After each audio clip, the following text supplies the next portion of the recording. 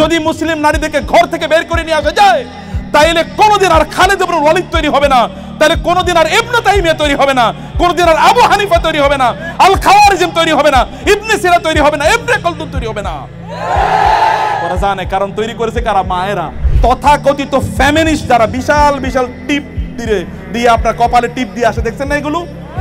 এই তথাকথিত ফেমিনিস্ট এরা যুগ যুগ ধরে এরা এই স্বৈরতন্ত্রের দালাল ছিল। তারা যুগ যুগ ধরে এখনো তারা বিভিন্ন চক্রান্ত করে তারা যাচ্ছে ওই স্বৈরতন্ত্রকে নতুন করে ফিরিয়ে নিয়ে আসার জন্য।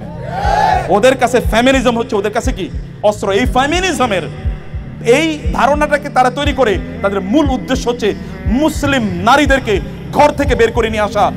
কিন্তু যদি মুসলিম নারীরা দায়িত্ব নেয় তাদের সন্তানদেরকে লালন পালন করার জন্য, তাহলে আবারও এখানে সালাহুদ্দিন আইয়ুবী জন্ম নেবে।